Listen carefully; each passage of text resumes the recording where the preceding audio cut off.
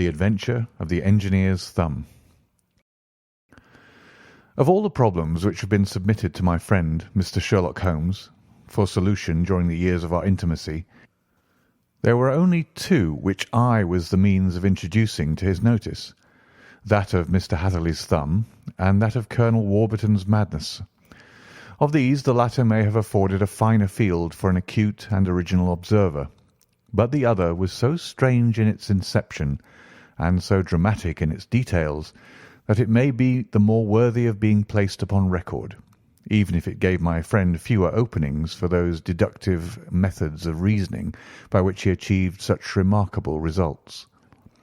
The story has, I believe, been told more than once in the newspapers, but, like all such narratives, its effect is much less striking when set forth en bloc in a single half-column of print than when the facts slowly evolve before your own eyes, and the mystery clears gradually away as each new discovery furnishes a step which leads on to the complete truth. At the time the circumstances made a deep impression upon me, and the lapse of 2 years has hardly served to weaken the effect. It was in the summer of '89, not long after my marriage, that the events occurred which I am now about to summarize. I had returned to civil practice and had finally abandoned Holmes in his Baker Street rooms, although I continually visited him and occasionally even persuaded him to forego his bohemian habits so far as to come and visit us. My practice had steadily increased, and as I happened to live at no very great distance from Paddington Station, I got a few patients from among the officials. One of these, whom I had cured of a painful and lingering disease, was never weary of advertising my virtues and of endeavouring to send me on every sufferer over whom he might have any influence. One morning, at a little before 7 o'clock, I was awakened by the maid tapping at the door to announce that 2 men had come from Paddington and were waiting in the consulting room. I dressed hurriedly, for I knew by experience that railway cases were seldom trivial, and hastened downstairs. As I descended, my old ally, the guard, came out of the room and closed the door tightly behind him. "I've got him here," he whispered, jerking his thumb over his shoulder. "He's all right." "What is it, then?" I asked, for his manner suggested that it was some strange creature which he had caged up in my room. "It's a new patient," he whispered. "I thought I'd bring him round myself, then he couldn't slip away. There he is, all safe and sound. I must go now, Doctor. I have my duties, just the same as you." And off he went, this trusty tout, without even giving me time to thank him. I entered my consulting room and found a gentleman seated by the table. He was quietly dressed in a suit of heather tweed with a soft cloth cap which he had laid down upon my books. Round one of his hands he had a handkerchief wrapped which was mottled all over with bloodstains. He was young, not more than 25, I would say, with a strong masculine face, but he was exceedingly pale and gave me the impression of a man who was suffering from some strong agitation which it took all his strength of mind to control. "I'm sorry to knock you up so early, Doctor," said he, "but I've had a very serious accident during the night. I came in by train this morning, and on inquiring at Paddington as to where I might find a doctor, a worthy fellow very kindly escorted me here. I gave the maid a card, but I see that she's left it upon the side table." I took it up and glanced at it. "Mr. Victor Hatherley, hydraulic engineer, 16A Victoria Street, 3rd floor." That was the name, style, and abode of my morning visitor. "I regret that I've kept you waiting," said I, sitting down in my library chair. "You are fresh from a night journey, I understand, which is in itself a monotonous occupation." "Oh, my night could not be called monotonous," said he, and laughed. He laughed very heartily, with a high, ringing note, leaning back in his chair and shaking his sides. All my medical instincts rose up against that laugh. "Stop it!" I cried. "Pull yourself together." And I poured out some water from a carafe. It was useless, however. He was off in one of those hysterical outbursts which come upon a strong nature when some great crisis is over and gone. Presently he came to himself once more, very weary and pale-looking. "I have been making a fool of myself," he gasped. "Not at all. Drink this." I dashed some brandy into the water, and the colour began to come back to his bloodless cheeks. "That's better," said he. "And now, doctor, perhaps you would kindly attend to my thumb, or rather to the place where my thumb used to be." He unwound the handkerchief and held out his hand. It gave even my hardened nerves a shudder to look at it. There were 4 protruding fingers, and a horrid red spongy surface where the thumb should have been. It had been hacked or torn right out from the roots. "Good heavens!" I cried. "This is a terrible injury. It must have bled considerably." "Yes, it did. I fainted when it was done, and I think that I must have been senseless for a long time. When I came to, I found that it was still bleeding, so I tied one end of my handkerchief very tightly around the wrist and braced it up with a twig." "Excellent. You should have been a surgeon." "It is a question of hydraulics, you see, and came within my own province." "This has been done," said I, examining the wound, "by a very heavy and sharp instrument." "A thing like a cleaver," said he. "An accident, I presume?" "By no means." "What? A murderous attack?" "Very murderous indeed." "You horrify me." I sponged the wound, cleaned it, dressed it, and finally covered it over with cotton wadding and carbolized bandages. He lay back without wincing, though he bit his lip from time to time. "How is that?" I asked when I had finished. "Capital. Between your brandy and your bandage, I feel a new man. I was very weak, but I've had a good deal to go through." "Perhaps you'd better not speak of the matter. It is evidently trying to your nerves." "Oh, no, not now. I shall have to tell my tale to the police.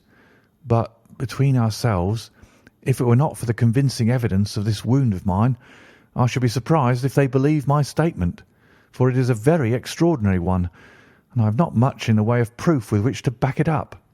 And even if they believe me, the clues which I can give them are so vague that it is a question whether justice will be done." "Ha!" cried I. "If it is anything in the nature of a problem which you desire to see solved, I should strongly recommend you to come to my friend, Mr. Sherlock Holmes, before you go to the official police."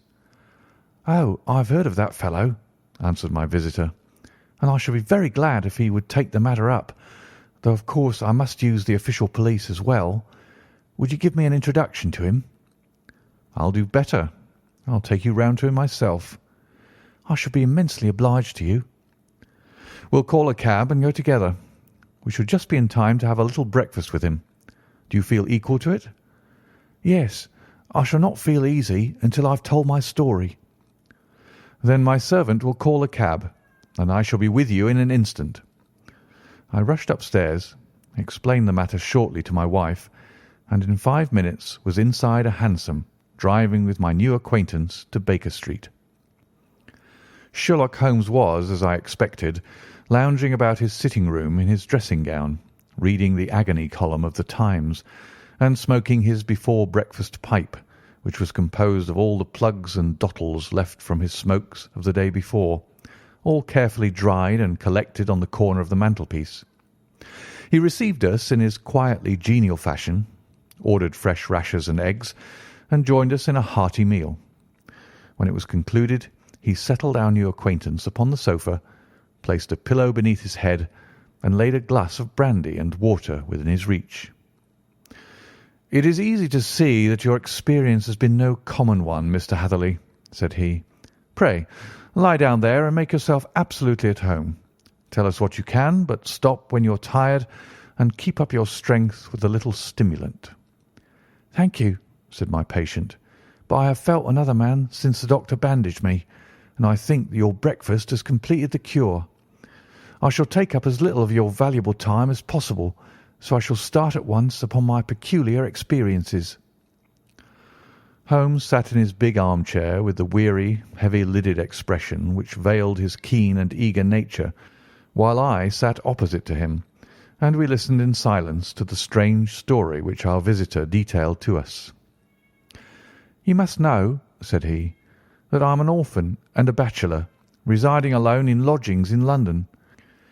By profession I am a hydraulic engineer, and I've had considerable experience of my work during the 7 years that I was apprenticed to Venner and Matheson, the well-known firm of Greenwich. 2 years ago, having served my time, and having also come into a fair sum of money through my poor father's death, I determined to start in business for myself, and took professional chambers in Victoria Street. I suppose that everyone finds his first independent start in business a dreary experience. To me it has been exceptionally so. During 2 years I have had 3 consultations and 1 small job, and that is absolutely all that my profession has brought to me. My gross takings amount to £27 10 Every day from 9 in the morning until 4 in the afternoon I waited in my little den until at last my heart began to sink, and I came to believe that I should never have any practice at all. Yesterday, however, just as I was thinking of leaving the office, my clerk entered to say there was a gentleman waiting who wished to see me upon business. He brought up a card, too, with the name of Colonel Lysander Stark engraved upon it. Close at his heels came the colonel himself, a man rather over the middle size, but of an exceeding thinness. I do not think that I have ever seen so thin a man. His whole face sharpened away into nose and chin, and the skin of his cheeks was drawn quite tense over his outstanding bones. Yet this emaciation seemed to be his natural habit, and due to no disease, for his eye was bright, his step brisk, and his bearing assured. He was plainly but neatly dressed, and his age, I should judge, would be nearer 40 than 30. "Mr. Hatherley," said he, with something of a German accent, "you have been recommended to me, Mr. Hatherley, as being a man who is not only proficient in his profession, but is also discreet and capable of preserving a secret." I bowed, feeling as flattered as any young man would at such an address. "May I ask who it was who gave me so good a character?" "Well, perhaps it is better that I should not tell you that just at this moment. I have it from the same source that you are both an orphan and a bachelor, and are residing alone in London."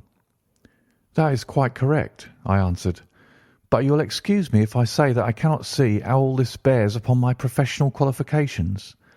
I understand that it was on a professional matter that you wished to speak to me."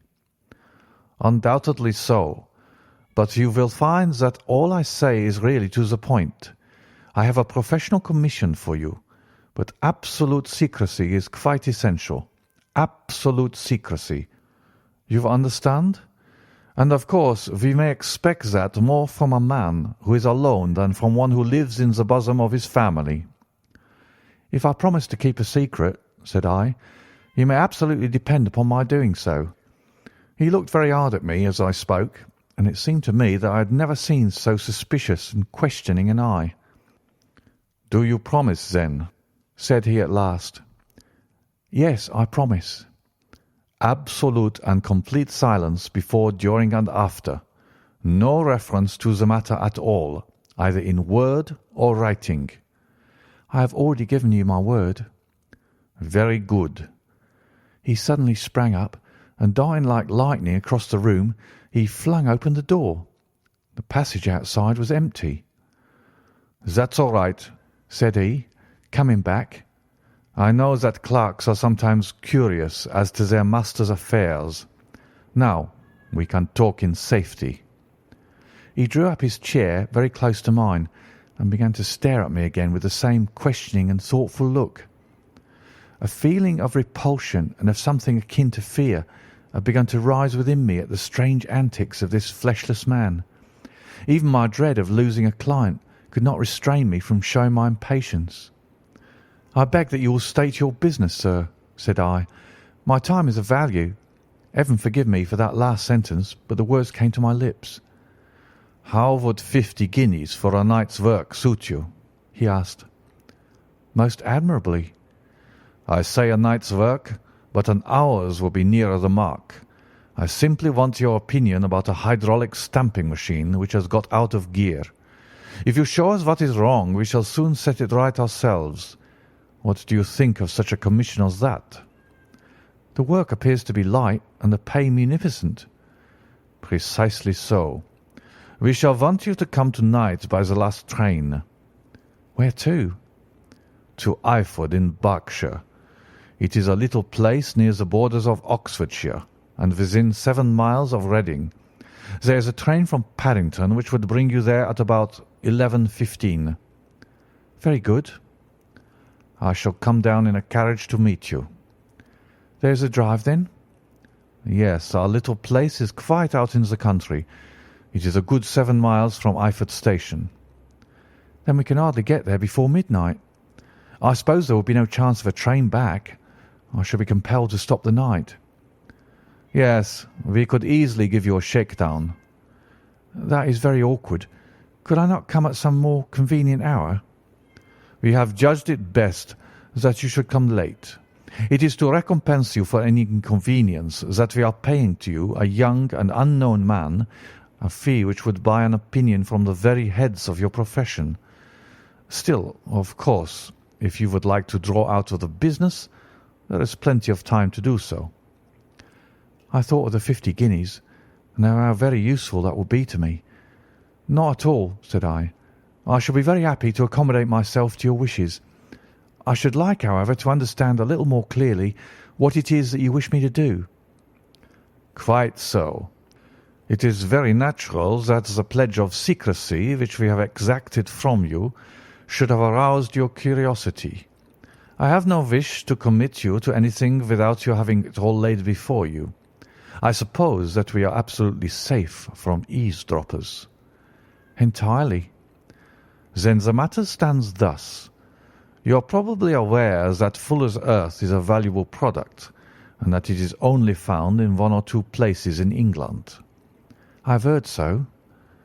"Some little time ago I bought a small place, a very small place, within 10 miles of Reading.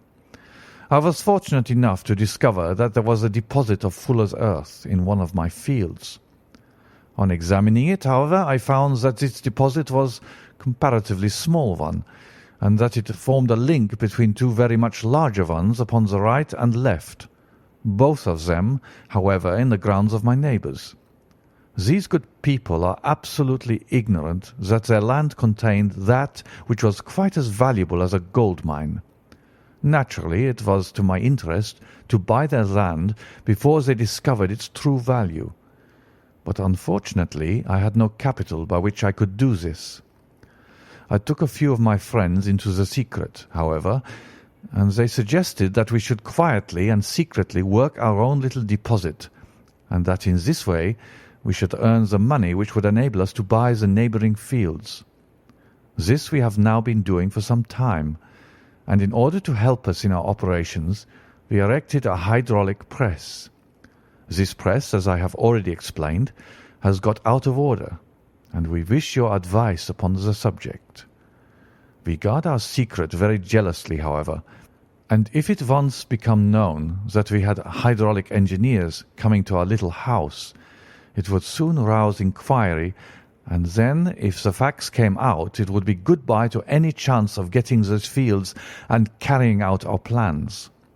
That is why I have made you promise me that you will not tell a human being that you are going to Iford tonight. I hope that I make it all plain." "I quite follow you," said I.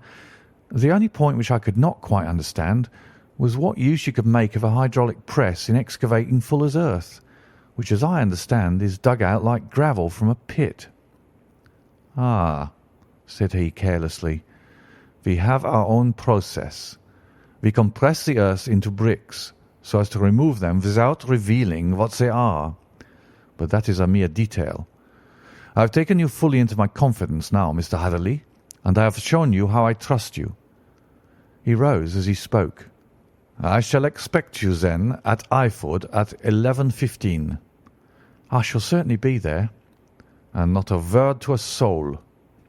He looked at me with a last long, questioning gaze, and then, Pressing my hand in a cold, dank grasp, he hurried from the room.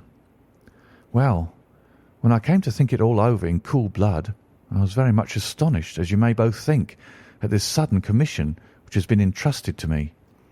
On the other hand, of course, I was glad, for the fee was at least tenfold what I should have asked had I had set a price on my own services, and it was possible that this order might lead to other ones. On the other hand, the face and manner of my patron had made an unpleasant impression upon me, and I could not think that his explanation of the fuller's earth was sufficient to explain the necessity for my coming at midnight and his extreme anxiety lest I should tell anyone of my errand. However, I threw all fears to the winds, ate a hearty supper, drove to Paddington, and started off, having obeyed to the letter the injunction as to holding my tongue. At Reading I had to change not only my carriage but my station. However, I was in time for the last train to Eyford, and I reached the little dim-lit station after 11 o'clock. I was the only passenger who got out there, and there was no one upon the platform save a single sleepy porter with a lantern. As I passed out through the wicket gate, however, I found my acquaintance of the morning waiting in the shadow upon the other side. Without a word, he grasped my arm and hurried me into a carriage, the door of which was standing open. He drew up the windows on either side, tapped on the woodwork, and away we went as fast as the horse could go. "One horse?" interjected Holmes. "Yes, only one." "Did you observe the colour?" "Yes, I saw it by the side lights when I was stepping into the carriage. It was a chestnut." "Tired looking or fresh?" "Oh, fresh and glossy." "Thank you. I am sorry to have interrupted you. Pray continue your most interesting statement." Away we went then, and we drove for at least an hour. Colonel Lysander Stark had said that it was only 7 miles, but I should think, from the rate that we seemed to go, and from the time that we took, that it must have been nearer 12. He sat at my side in silence all the time, and I was aware, more than once, when I glanced in his direction, that he was looking at me with great intensity. The country roads seemed to be not very good in that part of the world, for we lurched and jolted terribly. I tried to look out the window to see something of where we were, but they were made of frosted glass, and I could make out nothing save the occasional bright blur of a passing light. Now and then I hazarded some remark to break the monotony of the journey, but the colonel answered only in monosyllables, and the conversation soon flagged. At last, however, the bumping of the road was exchanged for the crisp smoothness of a gravel drive, and the carriage came to a stand. Colonel Lysander Stark sprang out, and as I followed after him, pulled me swiftly into a porch which gaped in front of us. We stepped, as it were, right out of the carriage and into the hall, so that I failed to catch the most fleeting glance of the front of the house. The instant that I had crossed the threshold, the door slammed heavily behind us, and I heard faintly the rattle of the wheels as the carriage drove away. It was pitch dark inside the house, and the colonel fumbled about looking for matches and muttering under his breath. Suddenly a door opened at the other end of the passage, and a long golden bar of light shot out in our direction. It grew broader, and a woman appeared with a lamp in her hand, which she held above her head, pushing her face forward and peering at us.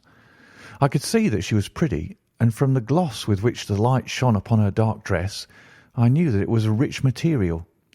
She spoke a few words in a foreign tongue, in a tone as though asking a question, and when my companion answered in a gruff monosyllable, she gave such a start that the lamp nearly fell from her hand.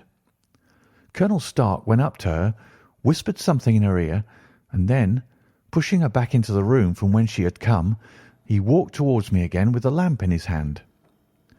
"Perhaps you will have the kindness to wait in this room for a few minutes," said he, throwing open another door.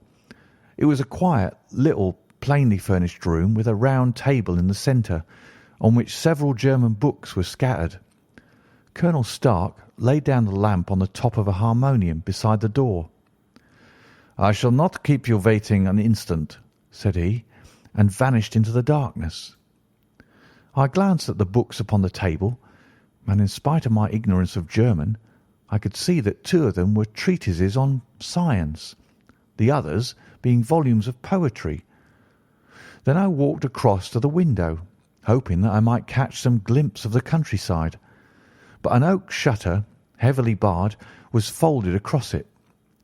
It was a wonderfully silent house. There was an old clock ticking loudly somewhere in the passage, but otherwise everything was deadly still. A vague feeling of uneasiness began to steal over me. Who were these German people, and what were they doing living in this strange out-of-the-way place? And where was the place? I was 10 miles or so from Eyford, that was all I knew, but whether north, south, east or west I had no idea.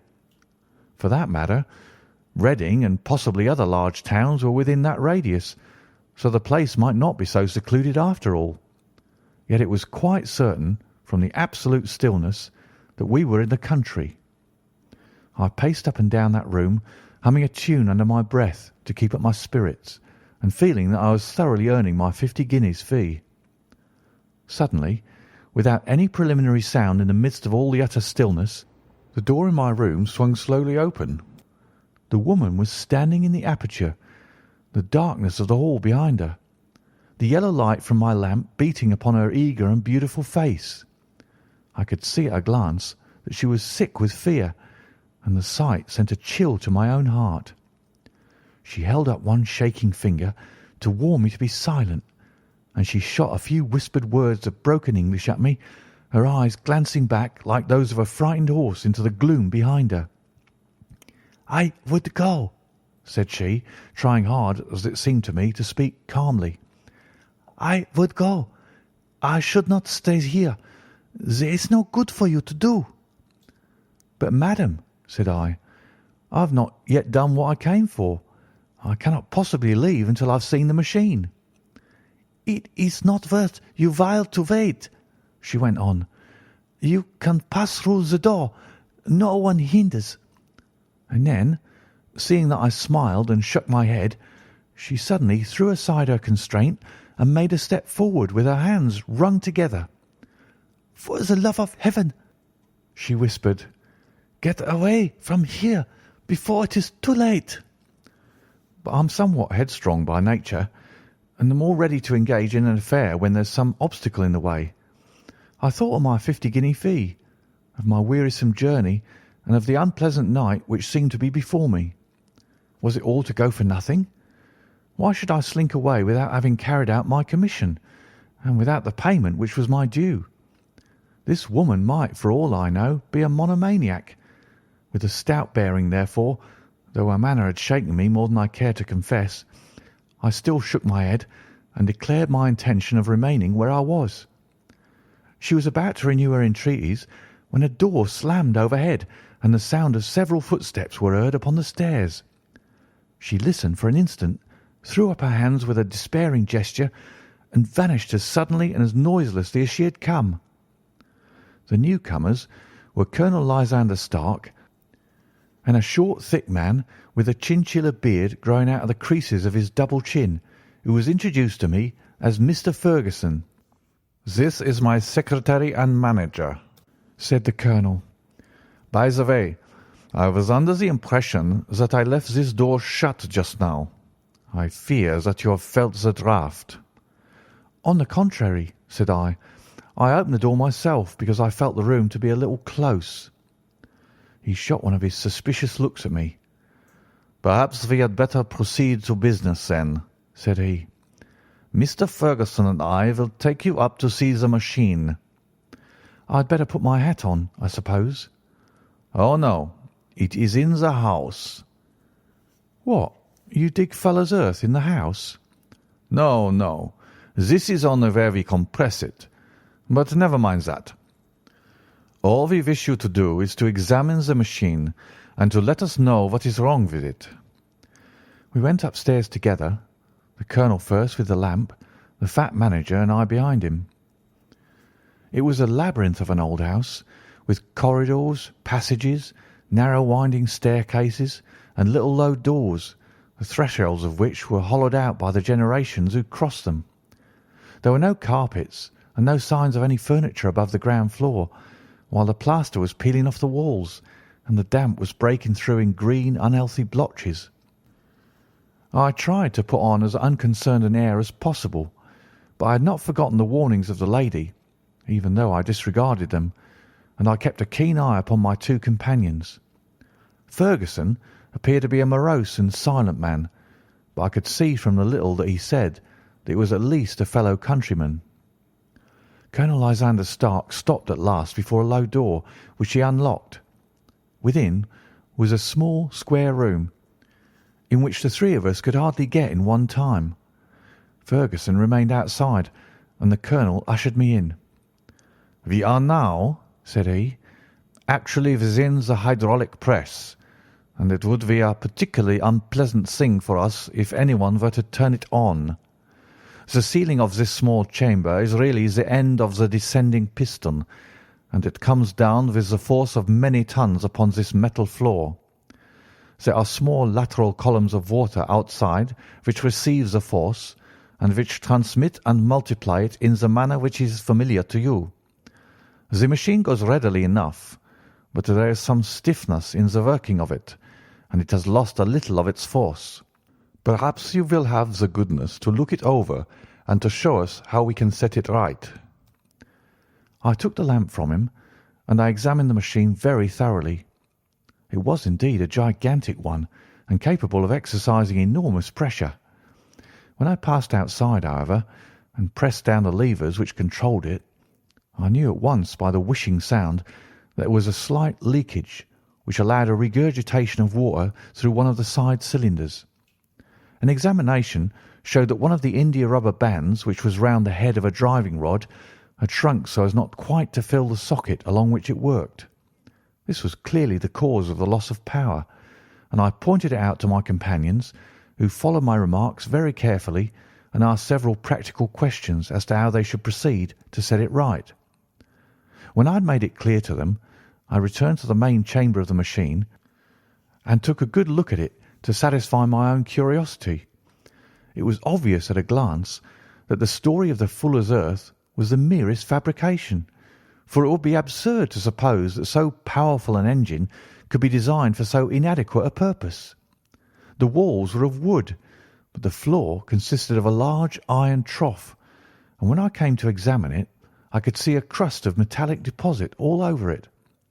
I had stooped and was scraping at this to see exactly what it was, when I heard a muttered exclamation in German and saw the cadaverous face of the colonel looking down at me. "What are you doing there?" he asked. I felt angry at having been tricked by so elaborate a story as that which he had told me. "I was admiring your fuller's earth," said I. "I think that I should be better able to advise you as to your machine if I knew what the exact purpose was for which it was used." The instant that I uttered the words, I regretted the rashness of my speech. His face set hard, and a baleful light sprang up in his grey eyes. "Very well," said he. "You shall know all about the machine." He took a step backward, slammed the little door, and turned the key in the lock. I rushed towards it and pulled at the handle, but it was quite secure and did not give in the least to my kicks and shoves. "Hello!" I yelled. "Hello, Colonel, let me out!" And then suddenly, in the silence, I heard a sound which sent my heart into my mouth. It was the clank of the levers and the swish of the leaking cylinder. He had set the engine at work. The lamp still stood upon the floor where I had placed it when examining the trough. By its light I saw that the black ceiling was coming down upon me, slowly, jerkily, but as none knew better than myself, with a force which must within a minute grind me to a shapeless pulp. I threw myself screaming against the door and dragged with my nails at the lock. I implored the colonel to let me out, but the remorseless clanking of the levers drowned my cries.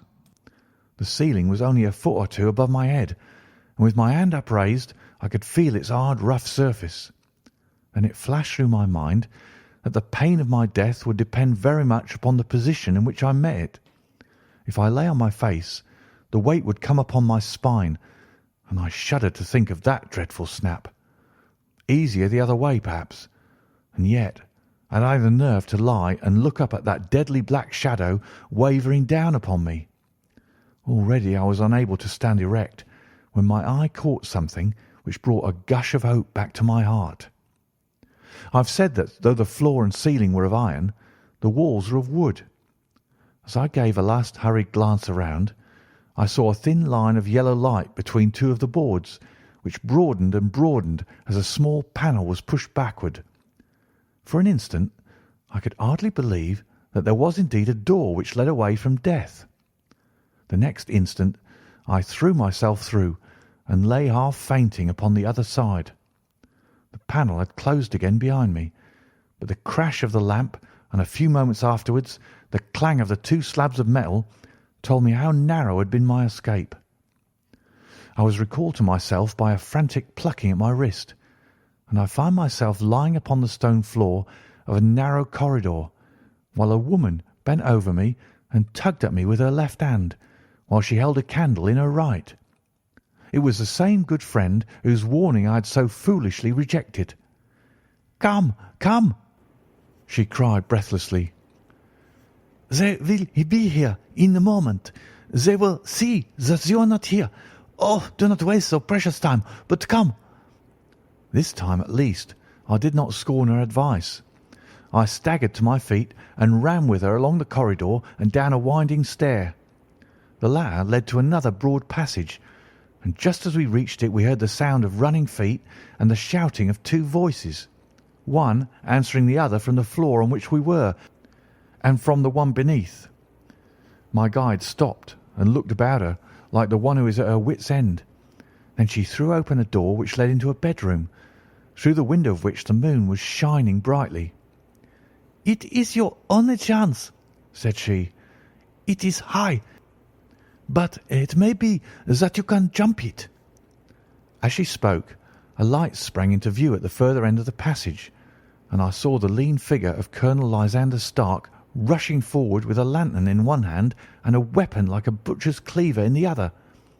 I rushed across the bedroom, flung open the window, and looked out. How quiet and sweet and wholesome the garden looked in the moonlight, and it could not be more than 30 feet down. I clambered out upon the sill, but I hesitated to jump until I should have heard what passed between my saviour and the ruffian who pursued me. If she were ill used, then at any risks I was determined to go back to her assistance. The thought had hardly flashed through my mind before he was at the door, pushing his way past her, but she threw her arms around him and tried to hold him back. "Fritz, Fritz!" she cried in English. "Remember your promise after the last time. You said it should not be again. He will be silent. Oh, he will be silent." "You are mad, Elise," he shouted, struggling to break away from her. "You will be the ruin of us. He has seen too much. Let me pass, I say." He dashed her to one side, and rushing to the window, cut at me with his heavy weapon. I had let myself go and was hanging by the hands to the sill when his blow fell. I was conscious of a dull pain. My grip loosened, and I fell into the garden below. I was shaken, but not hurt by the fall, so I picked myself up and rushed off among the bushes as hard as I could run, for I understood that I was far from being out of danger yet. Suddenly, however, as I ran, a deadly dizziness and sickness came over me. I glanced down at my hand, which was throbbing painfully, and then for the first time saw that my thumb had been cut off and that the blood was pouring from my wound. I endeavoured to tie my handkerchief around it, but there came a sudden buzzing in my ears, and next moment I fell in a dead faint among the rose bushes. How long I remained unconscious I cannot tell. It must have been a very long time, for the moon had sunk and a bright morning was breaking when I came to myself. My clothes were all sodden with dew, and my coat sleeve was drenched with blood from my wounded thumb.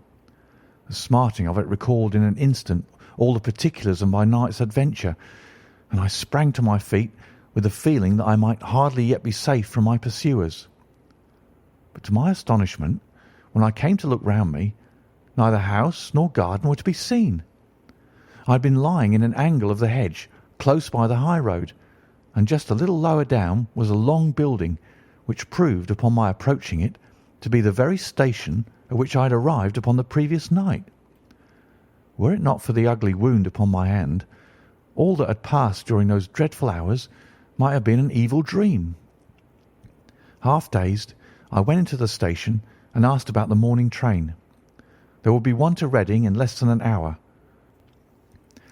The same porter was on duty, I found, as had been there when I arrived. I inquired of him whether he had ever heard of Colonel Lysander Stark. The name was strange to him. Had he observed a carriage the night before waiting for me? No, he had not. Was there a police station anywhere near? There was one about 3 miles off. It was too far for me to go, weak and ill as I was. I determined to wait until I got back to town before telling my story to the police. It was a little past 6 when I arrived, so I went first to have my wound dressed, and then the doctor was kind enough to bring me along here. I put the case into your hands, and shall do exactly what you advise." We both sat in silence for some little time after listening to this extraordinary narrative. Then Sherlock Holmes pulled down from the shelf one of the ponderous commonplace books in which he placed his cuttings.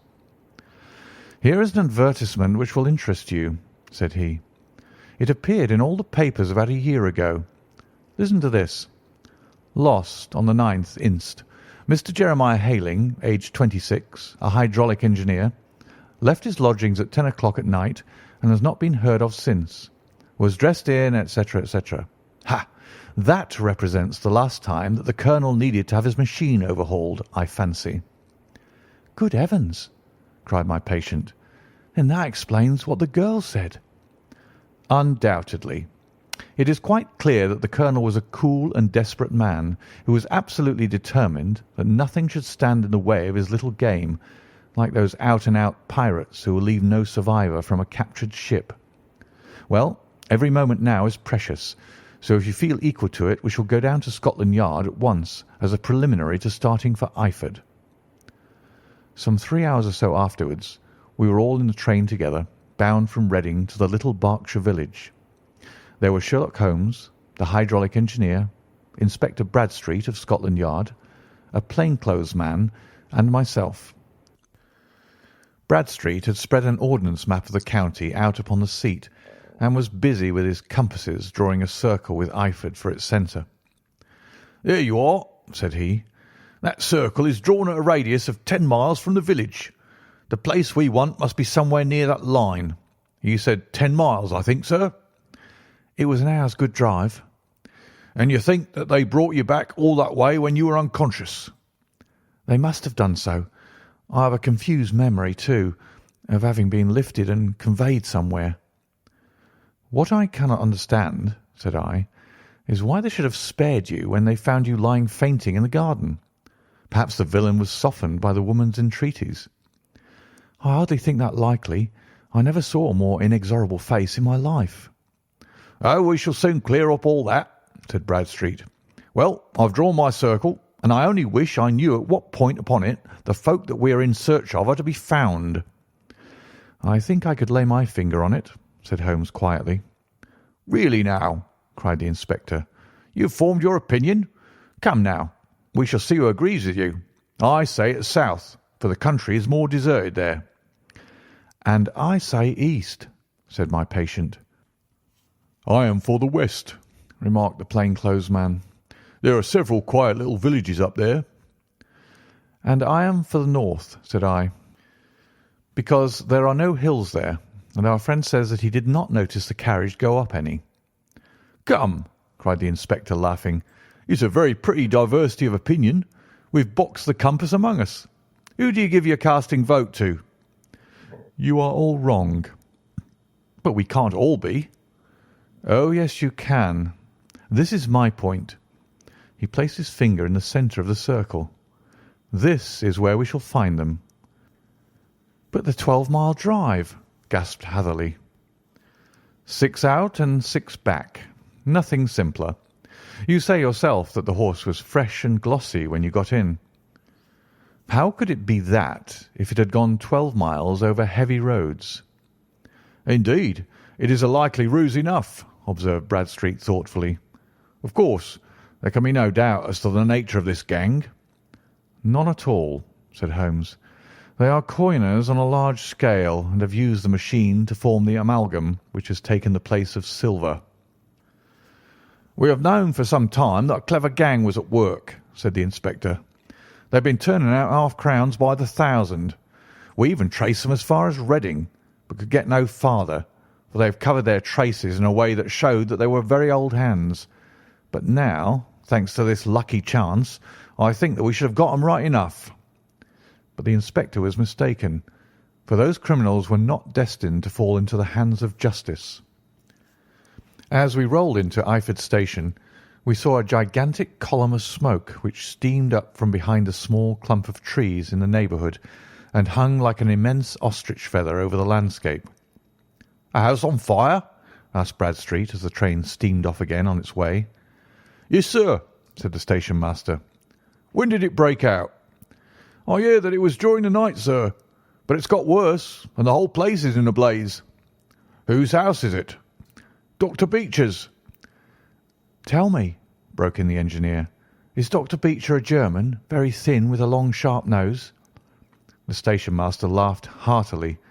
"No, sir. Dr. Beecher is an Englishman, and there isn't a man in the parish who has a better lined waistcoat. But he has a gentleman staying with him, a patient, as I understand, who is a foreigner, and he looks as if a little good Berkshire beef would do him no harm." The station master had not finished his speech before we were all hastening in the direction of the fire.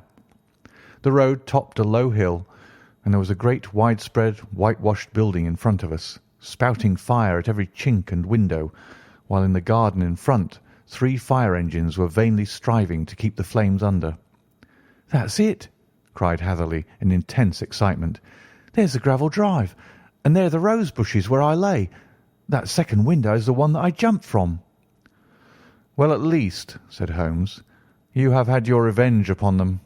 There can be no question that it was your oil lamp which, when it was crushed in the press, set fire to the wooden walls, though no doubt they were too excited in the chase after you to observe it at the time. Now keep your eyes open in this crowd for your friends of last night, though I very much fear that they are a good 100 miles off by now." And Holmes' fears came to be realized, for from that day to this no word has ever been heard either of the beautiful woman, the sinister German, or the morose Englishman. Early that morning a peasant had met a cart containing several people and some very bulky boxes driving rapidly in the direction of Reading, but there all traces of the fugitives disappeared, and even Holmes' ingenuity failed ever to discover the least clue as to their whereabouts. The firemen had been much perturbed at the strange arrangements which they had found within, and still more so by discovering a newly severed human thumb upon a window-sill of the second floor. About sunset, however, their efforts were at least successful, and they subdued the flames, but not before the roof had fallen in, and the whole place had been reduced to such absolute ruin that, save some twisted cylinders and iron piping, not a trace remained of the machinery which had cost our unfortunate acquaintance so dearly. Large masses of nickel and of tin were discovered stored in an outhouse, but no coins were to be found, which may have explained the presence of those bulky boxes which have been already referred to. How our hydraulic engineer had been conveyed from the garden to the spot where he recovered his senses might have remained for ever a mystery were it not for the soft mould which told us a very plain tale. He had evidently been carried down by 2 persons, one of whom had remarkably small feet and the other unusually large ones. On the whole, it was most probable that the silent Englishman, being less bold or less murderous than his companion, had assisted the woman to bear the unconscious man out of the way of danger. "Well," said our engineer ruefully as we took our seats to return once more to London, "it has been a pretty business for me. I've lost my thumb, and I've lost a 50-guinea fee. And what have I gained?" "Experience," said Holmes, laughing. "Indirectly it may be of value, you know. You have only to put it into words to gain the reputation of being excellent company for the remainder of your existence."